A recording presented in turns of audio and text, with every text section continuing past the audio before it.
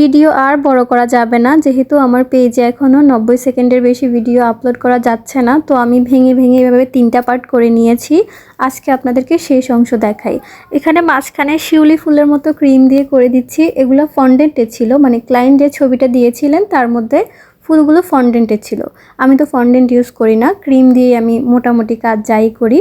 তো এভাবে করে দিয়েছি, মাশাআল্লাহ ভালো লাগছিল, এতটাও খারাপ লাগছিল না। এই কেকটা কমপ্লিট করার জন্য আমার প্রচুর সময় গিয়েছে, যেহেতু প্রথম এক্সপেরিয়েন্স, তো সময় তো অবশ্যই লাগবে। ক্লায়েন্টের ছবিতে একটা সান্টা ক্লথের ডল ছিল, তবে আমার কাছে মনে হয় নাই এই কেকের সাথে সান্টা ক্লথের ডলটা মানানসই। তো আমি আমার মতো এই ডলটা দিয়ে দিয়েছি, মাশাআল্লাহ ভালো লাগছিল।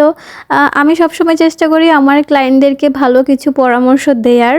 আমি আমারও মতামত জানাই, ওনারাও ওনাদের মতামত জানায়। যারা বুঝে তারা আসলে কোনো কথা বলেন না, আমার উপরেই ছেড়ে দেয়। চেষ্টা করি আমার ক্লায়েন্ট এবং আমার পেজে আপনারা যারা আছেন সবাই যাতে আমার কেকগুলো পছন্দ করেন। আমি আসলে ওই চিন্তা ভাবনা নিয়ে সবসময় কাজ করে আসছি। আজকে এই পর্যন্ত, ইনশাআল্লাহ আরেকটি নতুন ভিডিও নিয়ে হাজির হব। সেই পর্যন্ত সবাই সাথে থাকবেন, সুস্থ থাকবেন, ভালো থাকবেন, আমার জন্য দোয়া করবেন। আল্লাহ হাফেজ।